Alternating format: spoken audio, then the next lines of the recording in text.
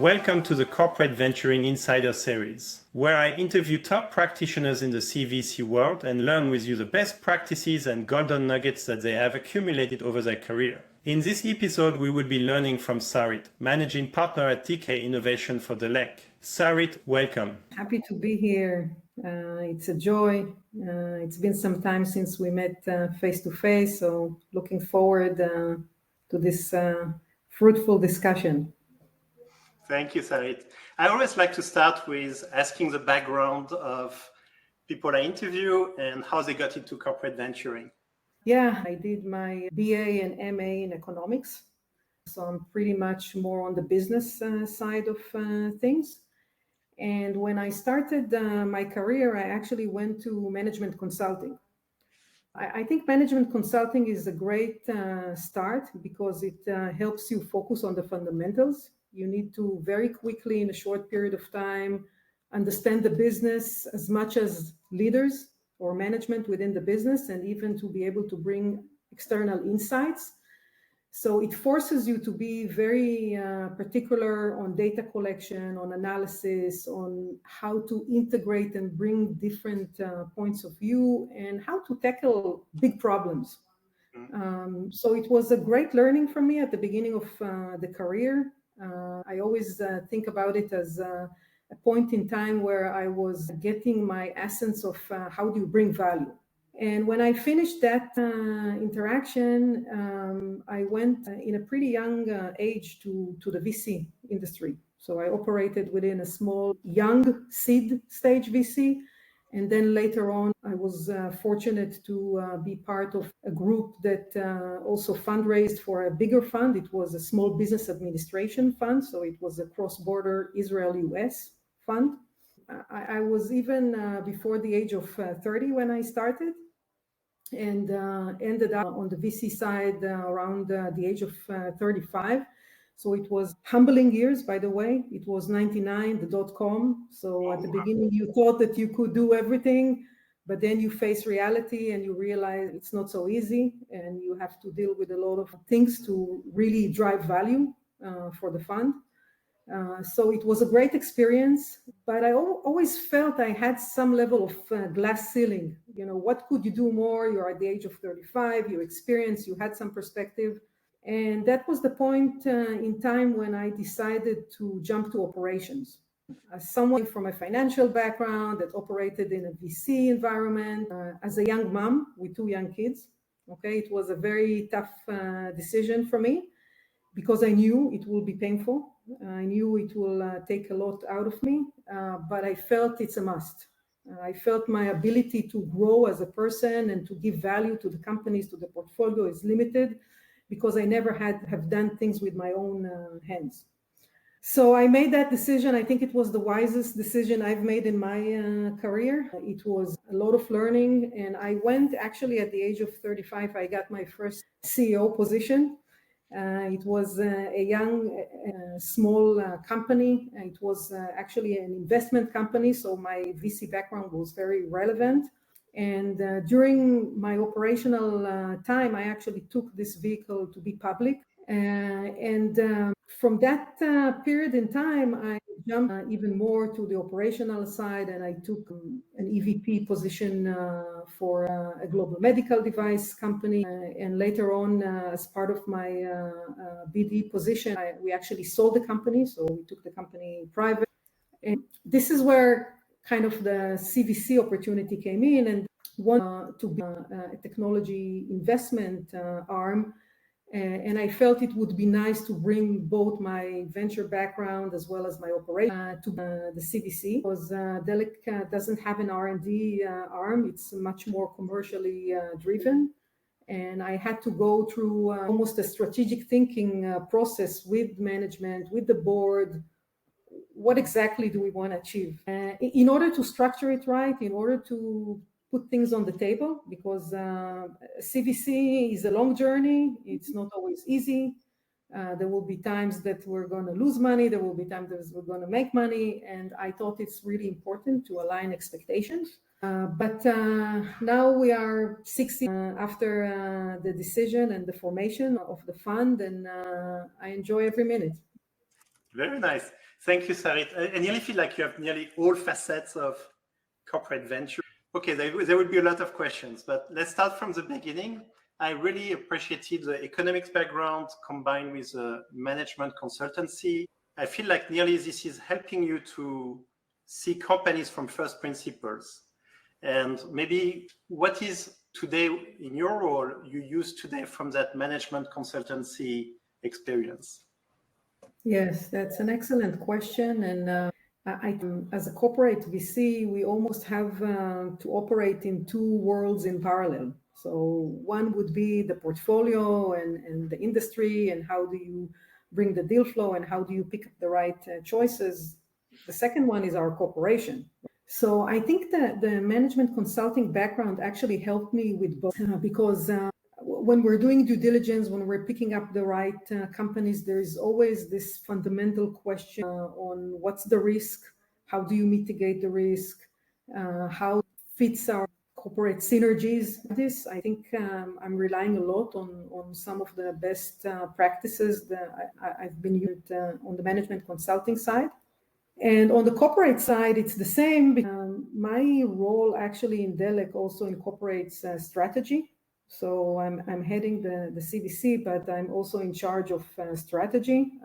It's a combination because it allows you to both impact the strategy from outside perspective that you have. On the other hand, it forces you to also make sure that the CVC is serving the strategic purpose of the organization. Yeah, when you described it, I thought this was such a good start for a career. You start with this kind of holistic view of companies and adding value. But then you did something quite interesting. You went for complete early stage financial VC where you have all the value to create, but it's very early stage. So how was that transition for you? Tough. When I to a portfolio, first of all, my position as a CEO, it's up to you. You make it or break it. You need to push everybody. You need to make sure that all the stars are aligned, and it's pretty lonely. You're pretty lonely out there, and early stage is tough. You don't have a lot of anchors. You need to develop the knowledge around the technology, the market. But on the early stage stuff, you normally deal with people that don't fully understand the product market fit, and you need to be able to tap into those knowledge bases by yourself and challenge the company. So you have multiple fronts that you're dealing with: the technology, the market, the management, not always a good fit to the next. But I think that's what, as a leader, it forces you to grow. It forces you what is. Maybe I'll jump ahead and then I would come back, which is you've been building CVC for 6 years. You're building the culture with it. How do you think about culture, both in terms of recruitment of your team, but also engaging with the ecosystem? Yeah, it's an excellent. By the way, a small team of 4 people, including myself.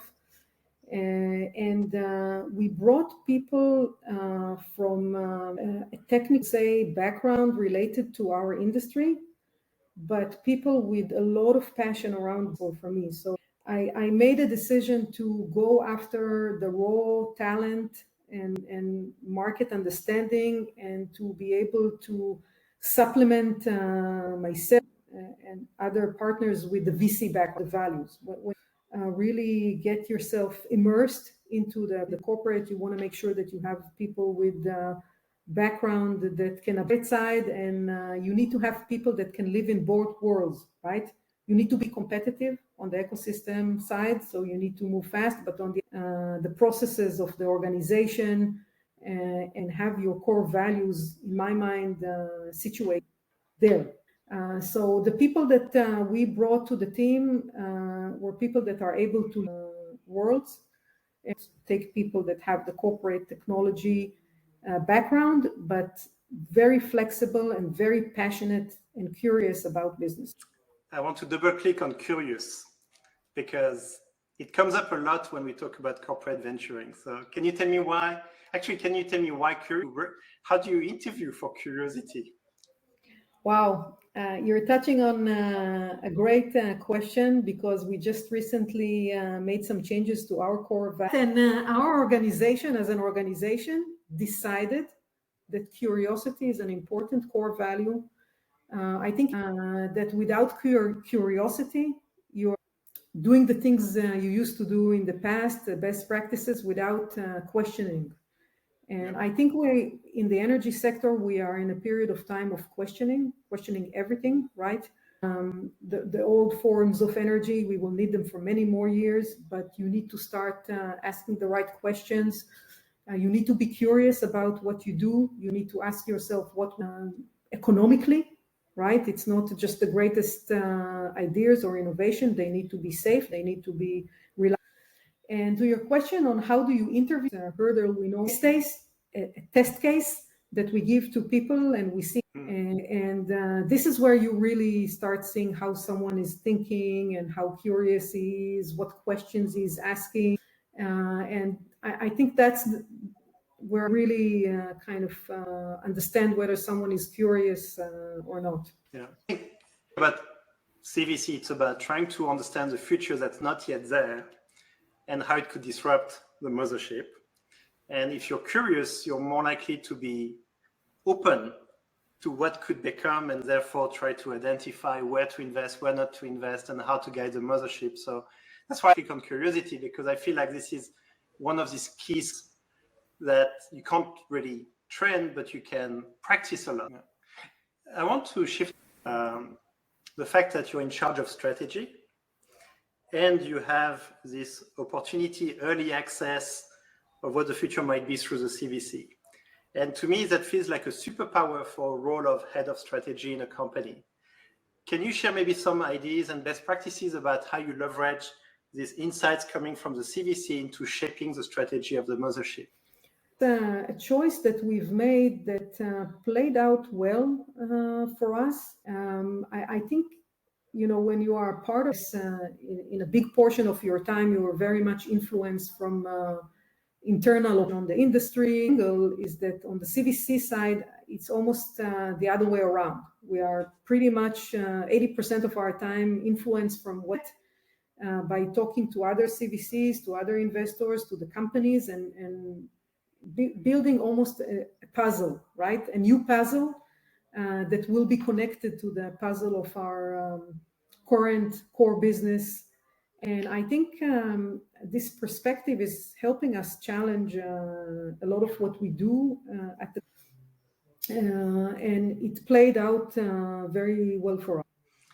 So I guess you're agreeing it's like a superpower. It really helps define the strategy. Transformation. And I think when you are in this type of an industry that undergoing a transformation, it's extremely important to make sure that you have some significant sense in the outside environment, because it's going to be hard to do it when you are mostly by old perception your current business. And I think one thing I find interesting is that your corporate VC in itself is not that expensive. You say it's a team of 4 people, and yet it allows you to have all these sensors into the ecosystem to know what could happen. Could you find a reason why a company of a good size would not have a... And I think when you're undergoing a transformation, the CVC effect tool. But sometimes you have more conservative organizations that would think much more short to the long. Yeah. And I think leadership touched on something you said when you started the corporate VC. You spent a lot of time to align external. Yes, and a license. We gotten that license have in a very honest management things, and but I think the key through years of the to read the room, the outside environment, the inside environment, adapt yourself, ask yourself every time again, how if things have changed. You remember we went through COVID period, right? Yep. For outside changes that the whole company, and from that perspective, the fact that I do have a seat on the table, the mothership, helps me a lot to understand the picture, right? And to be able to adapt, to make sure that we within the company. It used to be from digital transformation. Now it's much more building basically new projects within the company related to putting together a pretty big carbon capture project with facilities.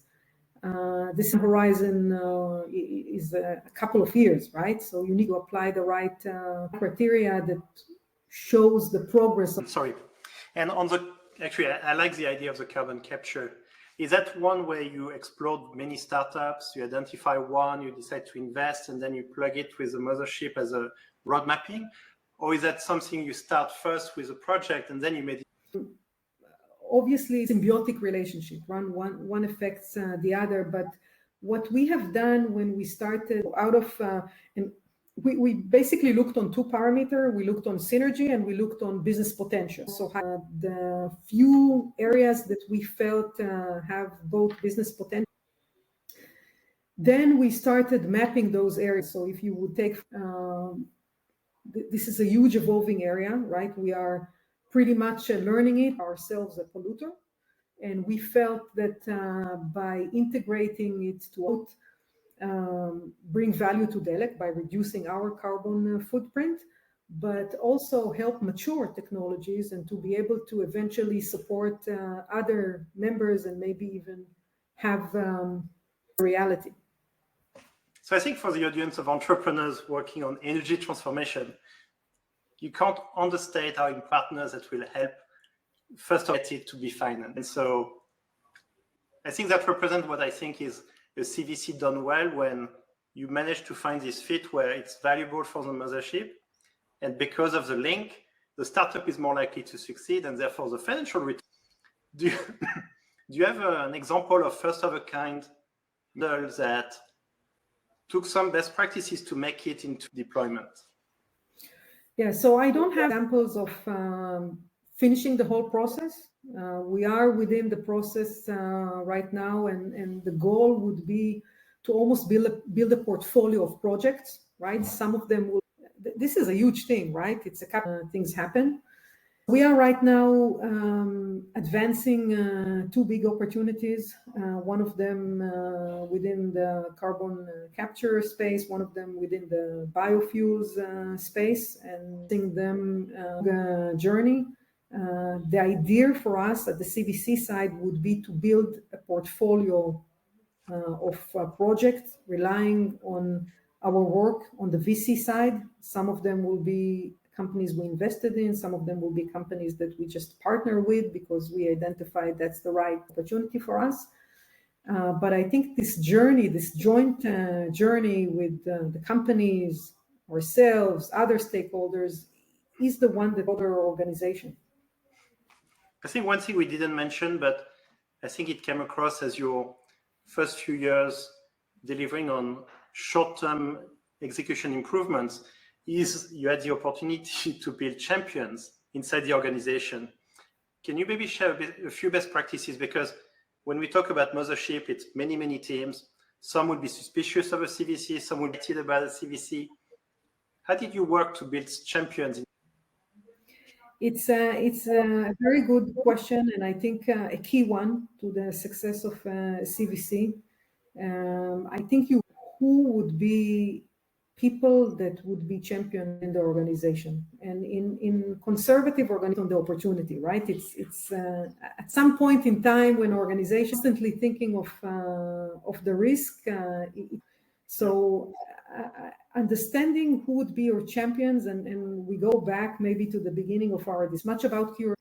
It's much about core values of willingness to make decisions, willingness to take a risk.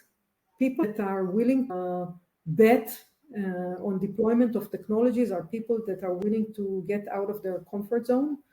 And I think it's extremely important, and this is the people skill, right? You need to identify the ones that not only just talking, that are willing to do this, which effect it will have on the CVC. When you have almost need to map the organization, understand how to work with who you want to work. I would give up on companies because I know I don't have the right stakeholders to take it forward. I don't want to waste time when I don't have it. And if you don't have the confidence, you can deliver value to them. And so I think this recalibration is something we don't talk about much in CVC, but that is really important to understand. CVC are still fragile because the mothership management change, the strategy change for the CVC as well. It should. Yes, and I think we need to be humble and we need to constantly understand what's happening. I think that's to be able to succeed. Even if I would look on Delek and without naming it this way, we almost move from a classical CVC to a CVBD activity. We both do the classical stuff, but today focused on how do we build it into a BD and a future opportunity for Delek, and with the different people on the BD side to really enable ourselves. Which I think was something we had to do because we understood the map Delek needs. And I think that leads to a question I wanted to ask, which was the first few years was improving. 2021, you mentioned look at new legs. How did you sense the timing was right? Extreme. So I, to some extent, sensed the change already at the beginning of 21. It was a change in the discourse in the industry. It was a change a little bit that there was time that there was more pressure on the transition, and in those were kind of the yes, and this is a strong push also from the CEO to be able to add value to the company. And push from the top is not just to the CVC where you sensed it, but also to the rest of the organization. And that's, I think, why you use the word resonate, is that the leaders inside these business groups will want to be transitioning to the CVBD. Is there any tips or best practices that you've done in that transition that could help the audience to think about how to augment that? Very good question, and I think that I think you have to make very strategic decisions. So invest the time to really think through what fit for the organization, and invest the time. So that's one thing, is that enabling the internal ecosystem is changing, right? Maybe from with the areas of the business related to tightly operate the BD functions with the PMO functions, the ones that really develop the capital projects. So there are new groups that we are closely building those big area of focus, and I think a big driver for success. And would you say that these partnerships you're creating are facilitated by the CVC?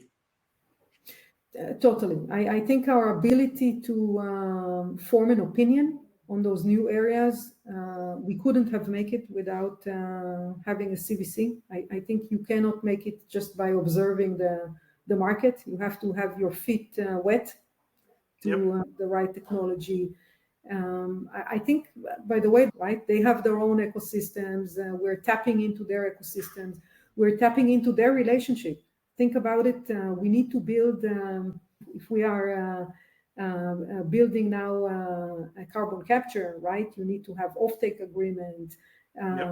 It's a whole new ecosystem. We are tapping into their relationship and knowledge. They are tapping into our relationship and knowledge. So in my mind, it's a very powerful combination.